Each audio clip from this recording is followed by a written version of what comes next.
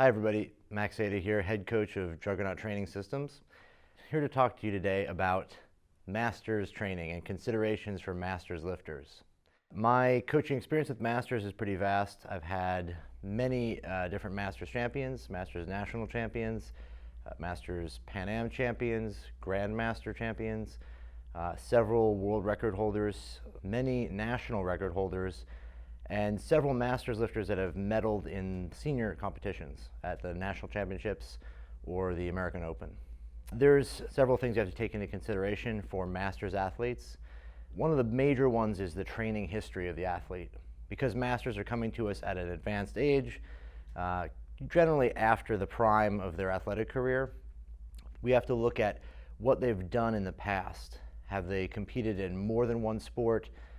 Do they have a large background of training outside of weightlifting?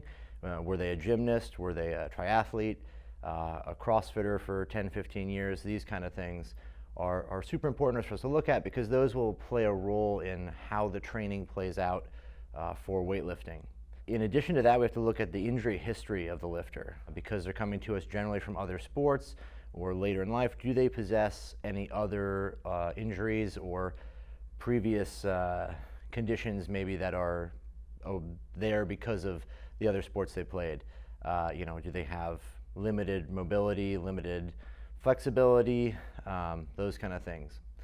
If you have a lifter that maybe came from a different sport, they might have a lot of adaptations for that sport that are not conducive. If they were a cyclist, they might have some kind of mobility issues in the shoulders and hips. If they were coming from powerlifting, they may have issues with their pecs or their chest being a little bit tight. So these are things that we have to take in consideration with Masters lifters because they're going to be a little bit more difficult to fix because they have more time or less time really to work with this lifter. And that brings us to the third major consideration is how much time do they have to dedicate to the sport, and how much time do they have left in terms of before they start to see a decline in some of the abilities they possess currently, mainly flexibility, speed, mobility.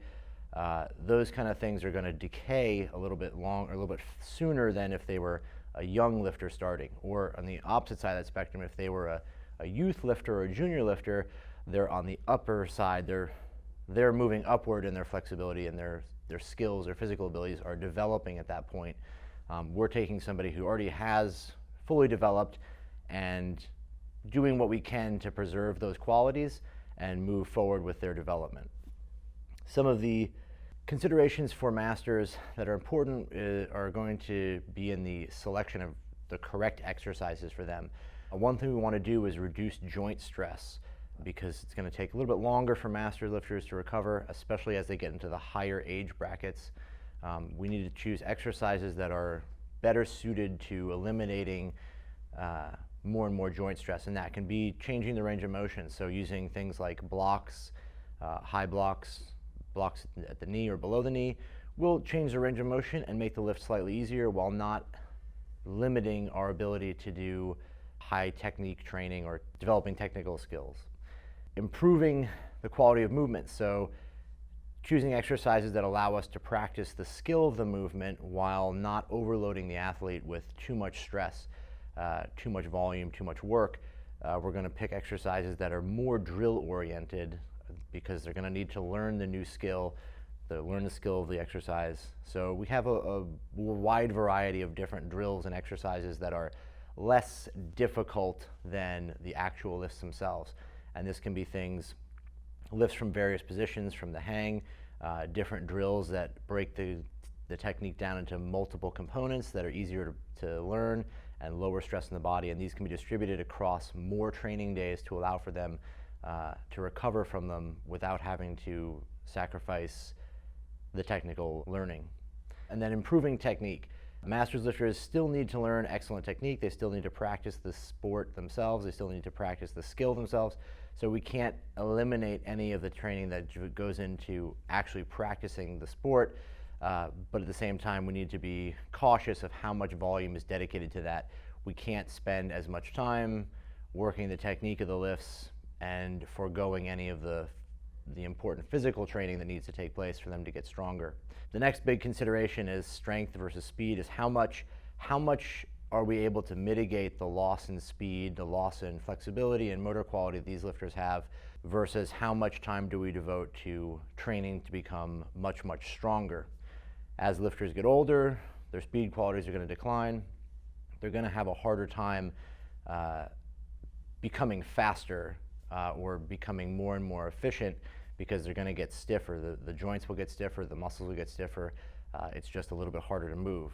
So we have to make a choice as to how much volume of work we're going to do devoted to mitigating that loss in speed by practicing exercises and drills to improve speed, such as jumping and those things, versus how much time we're going to spend on developing general qualities like strength and good technique. Well, there's no set answer as to what is correct, but in the long run and objectively, I believe it's important to spend a little bit more time on the strength side of things, because masters lifters are going to ultimately lose a lot of that speed, but they don't necessarily have to give up the strength component. And as lifters get older, you'll see some of the top masters lifters in the highest age groups don't do squat cleans or squat snatches anymore. They may do split snatch or split clean, because these exercises allow them to still receive the bar lower than they would in the power snatch or the power clean, but without the necessary flexibility or speed requirements. And they're able to do that because they're strong. If they weren't strong, they wouldn't be able to pull the bar high enough. So we can make from that observation that strength is probably a better route to pursue. Not to say that we don't work to preserve speed qualities, but spending too much time on speed qualities or trying to preserve them or improve them is probably not worthwhile in the long run, because we'll sacrifice some of that time and training volume that could be devoted to making the athlete stronger. Recovery is a huge issue for masters, or a very pertinent issue for masters, because they're going to be at a slight deficit in terms of their ability to recover in comparison to if they were younger, or if they were a junior lifter or a senior lifter even. The major factor in recovery is going to be periodization. How do we train? How do we create the training programs so that they're allowed adequate rest during the microcycle, during the mesocycle, the yearly program, how much rest do they take between competitions? These kind of things are probably the biggest question, the biggest area in which we can improve recovery. The microcycle can be varied from person to person. As people get older, everyone's going to age slightly differently at different rates. Those qualities, their recovery abilities will change at different rates. So that's a very individualized solution for each person. Some of the interesting sort of artful things that coaches can do is manipulate those microcycles to become something that fits an athlete very well. For instance, some of the masters we coach and a lot of my lifters will have more variability in the microcycle. They may have different days they're able to choose throughout those 7 days in the week as to what exercises they do or what days they do those largest workouts.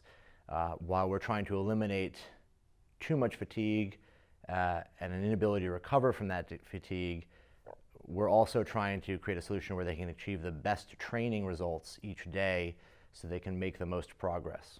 And a flexible schedule generally allows for those things. There's also many other factors that come into play for those things, for recovery for each person and on an individual level, and for the microcycle being very individualized. It's going to be dependent on the athlete itself. For some of the other recovery strategies, you can see some of the articles by Dr. James Hoffman on the JTS Strength website. And there's a lot of different modalities we would use, as we would for senior and junior lifters. Those things are very similar. It's just a matter of being more intelligent in the selection of those exercise or those modalities and applying them when needed. Another important topic here for masters training is the long-term strategy. What is the long-term approach for each lifter? When you take a masters lifter coming into the sport, they're going to start in essentially the same place if they haven't done weightlifting before as a junior or a school-age lifter would. They need to learn the technique of the sport. They need to learn how to participate in the sport. We can't take for granted that they are good competitors or familiar with competition. At the same time, we have to look at competitions down the road. What are we planning for this lifter to achieve in the long term? And then setting forth on a plan that allows us to capitalize on as many things as we can, or as many goals as we can on the way to that final end result we want. So masters lifters are going to learn the technique just as they would if they were beginners. They still need to develop physically in the sport. They need to select an intelligent yearly calendar for what competitions they're going to participate in, and then prioritize the things that are important when they're important, and eliminate time devoted to things that are not conducive to those goals. Joanne Aita here of Team Juggernaut. I'm a master's weightlifter, and I've been competing in weightlifting since I was 34 years old, and I'm turning 47 this year, so I think that's 13 years. I broke a master's world record in the clean and jerk a few years ago at the Pan Am Masters Championships. I believe that was 2014, where I won best lifter, or as they call in masters is grandmaster. I was the best lifter or grandmaster at the Masters Nationals last year in Savannah, Georgia. And as a masters lifter, won a medal in 2009 at the Senior Nationals, which I was very proud of, in the clean and jerk. Those are some of my accomplishments. I speak with a lot of masters lifters, some that contact me through social media or in person, and one of the things I hear a lot that I disagree with is a lot of masters lifters believe that they cannot accomplish as much as they can, that they don't believe they have the potential to continue to get stronger once they're past 35, 40, 45 years of age. And I think that it's been really helpful to me that I haven't really thought about my age a lot, and I've just competed and lifted in this sport and have continued to strive to get stronger and make PRs.